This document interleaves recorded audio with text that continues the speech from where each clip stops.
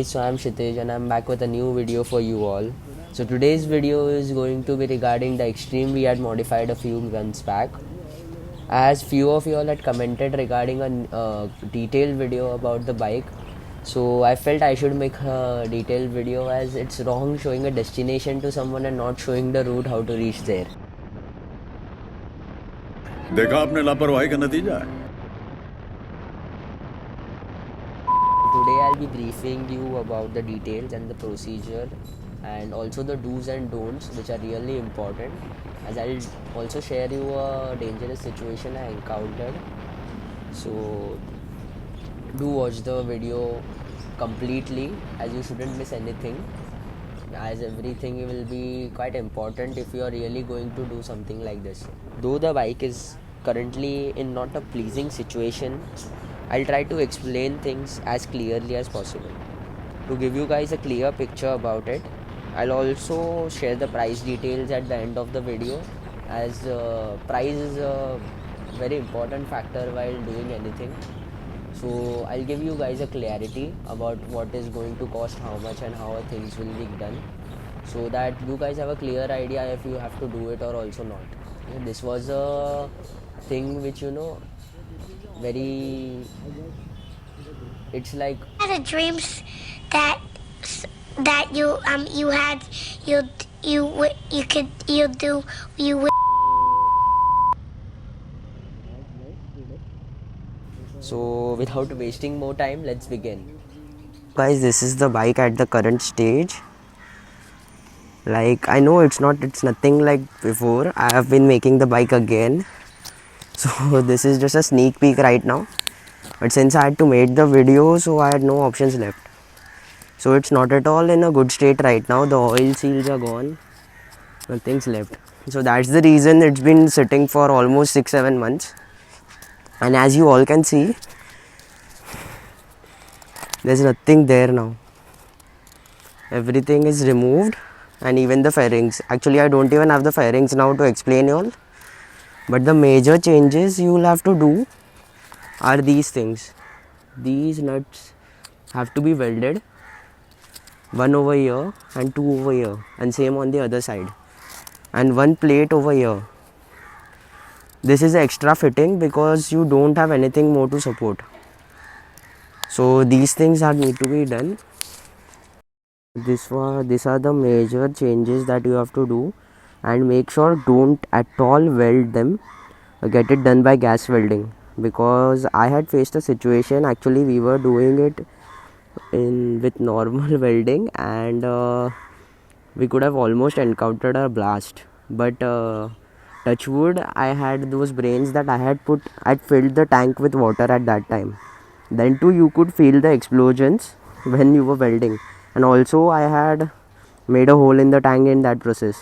So make sure you never weld it. The easiest option is gas welding, and do get it done from professional.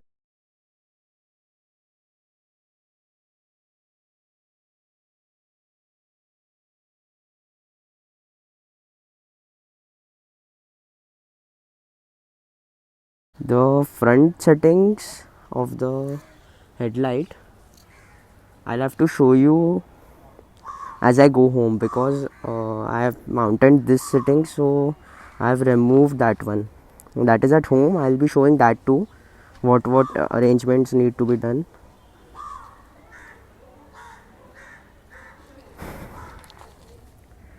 Only 2-3 fittings are need to be done.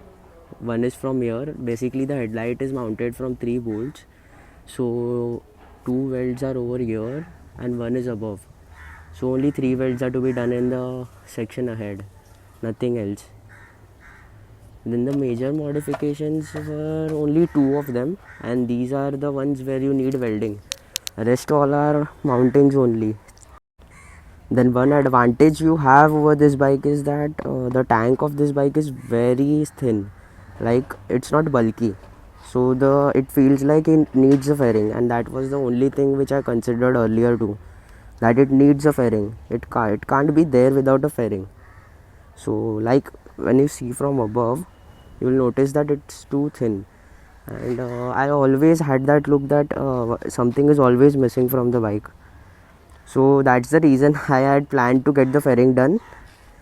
And as the shape is there, it's the tank shape is quite similar to the Duke 390's tank.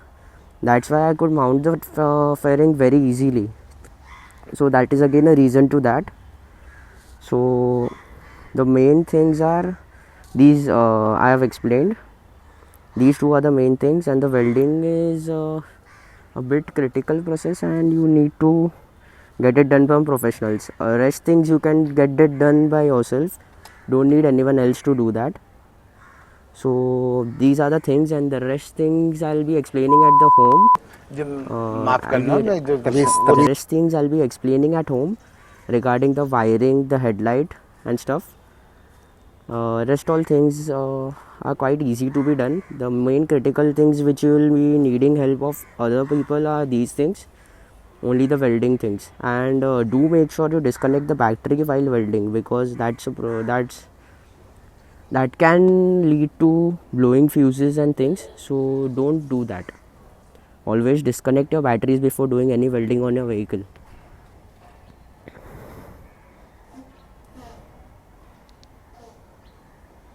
So that's it for now. These are the things. I had Metzlers at the back. The bike is quite dirty, but I had no options now, as I had to make a detailed video, as I have to also edit the videos of the new mods going on. So these are the things, and this is how it looks now.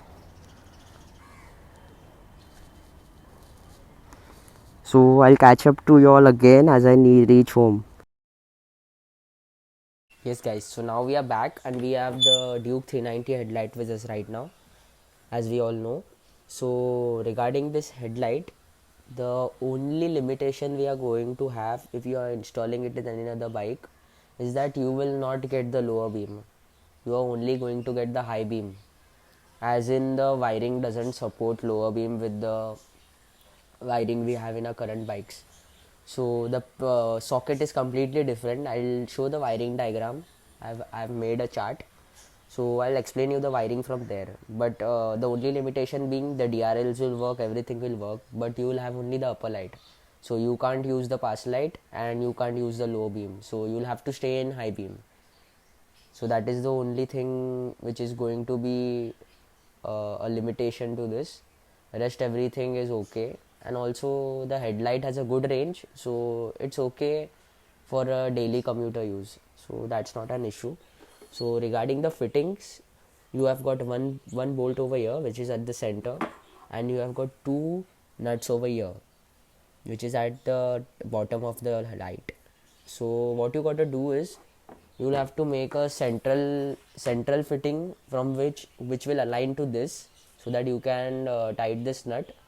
And at the below we at the frame we have a number plate frame. Okay, so the number plate frame, from there you have to align these two with the help of plates obviously, and you will have to tap the plates, and if not tap, you can also make holes accordingly, as you will be fixing it from the screws. So that will give enough strength, you will not need tap.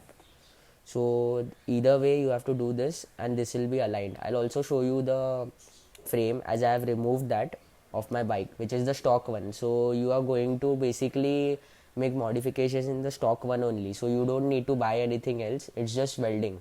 So I'll show what to weld where from the fitting.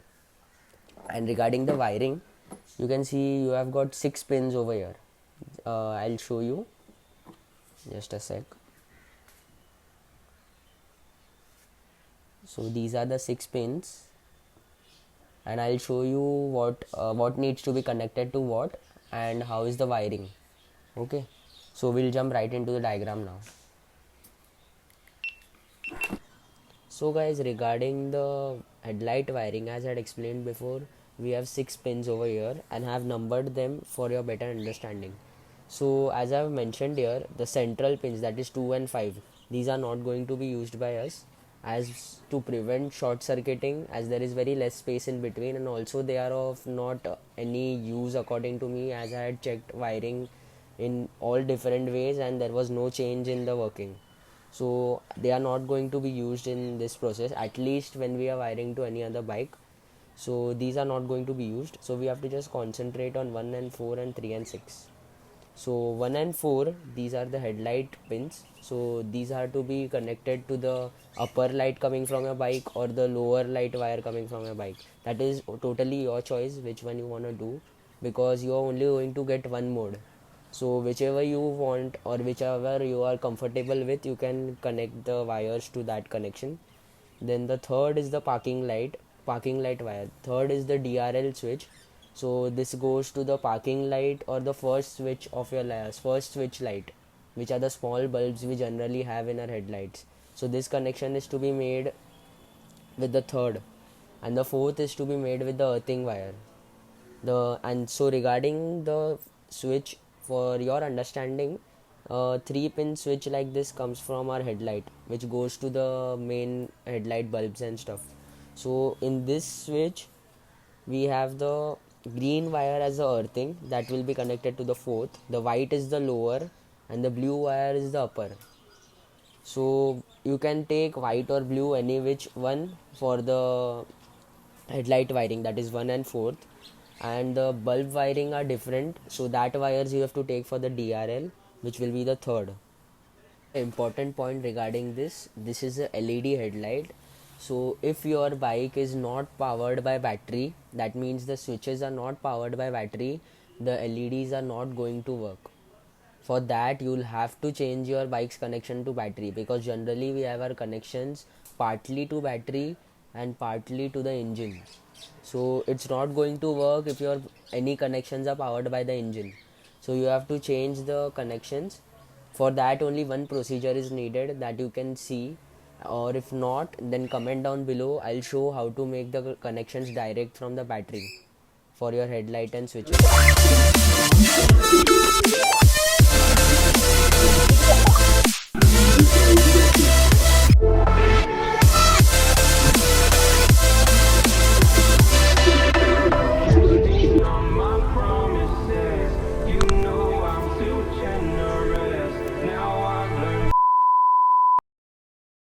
Hello guys, so we are back. So now we have got the headlight and I have also got my stock head. So this is from my bike. So what all changes I have done is that we have belted this plate from here. This plate, okay, this plate plays an important role as 2-3 mountings go from the same plate. So watch this carefully, okay. So this is one plate and this is the second plate we have welded right from here. This is the number plate mount. From there we have welded this plate, okay. So this is one and this is one and this is one. Like I had said before, we have 3 mountings from the headlight. So these 3 are the headlight mounts. So this gets mounted like this. This is mounted. Here we go. So the first screw goes from here and 2 at the bottom, which are aligned like this, okay. So this is the setup you have to make from your head. Now I guess every bike will have a different head, so you will have to manage it accordingly, but you will need 3 supports. That is the thing. You will need one support from above and you have to align these two nuts from below, like I have done here. So you will just have to weld one plate and you are done. And then again this plate plays a major role, as you have this is the indicator chassis. So this frame directly aligns your indicators to it. So this frame again plays a major role, as we have this indicator frame. This is the frame on which the indicators are mounted. Though it is broken, the second part is over here. See, these are the indicators, the KTM indicators. Actually this is a KTM part itself. You can see the logo over here, the genuine part. So this gets attached over here. This is aligned,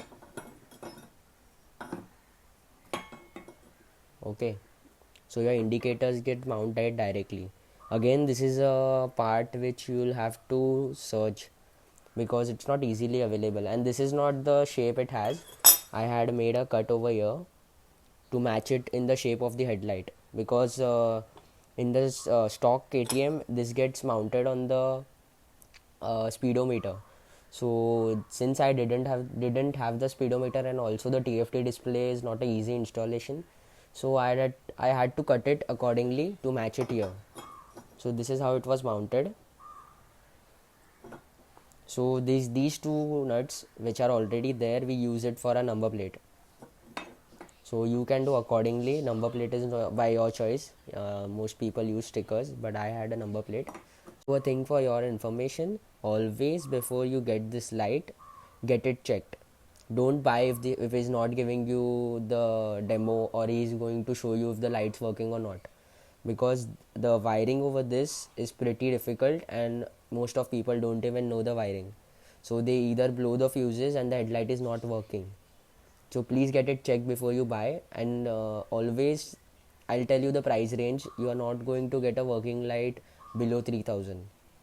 So if anyone is selling you below 3000, then don't buy if he's not giving you it checked, because he's just fooling you. Because till the time you will learn the wiring and you will try to make it work, he's not going to take the light back, and also he'll blame you that you have blown the fuses or something.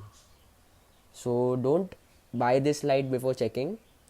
And also check the conditions. I'm speaking about local markets. And also if you go into the service center, this is going to cost you anywhere around 8-9. Be sure before you buy anything, and buy only after checking, because these things are really delicate. And if even one LED is not working, you will not be satisfied with the output. So better get it done, because I had bought a light earlier, and after 6-7 months one of its DRL went off. So then it was of no use for me. Then I bought this light again. So this is the second light I bought. So ऐसा भी हो सकता है that you have already bought it and after 6-7 months it can fail. So that is again a factor. So get the light checked, and also buy from a genuine person, not a type of person who will deny that you haven't bought it from me or anything like that. So be careful while buying such things. As you are putting money, then spend it carefully. Okay.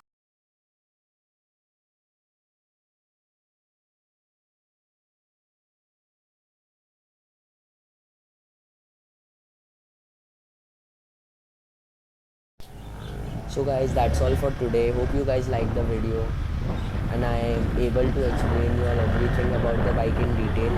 Still, if anyone has any query, don't ever hesitate to hit me up. You can follow me on Instagram, and also you can comment down below. I am always happy to help you all. So please do like, share and subscribe, so that I get motivated to make more videos like this. This was my first try towards talking on a video. I hope I'll improve soon. Please do share and like, and also tell me where I'm going wrong if there's any. Also regarding the bike, since it wasn't in a good condition right now, so I'll be giving a short glimpse after this about how the bike was when it was completed. Thank you so much.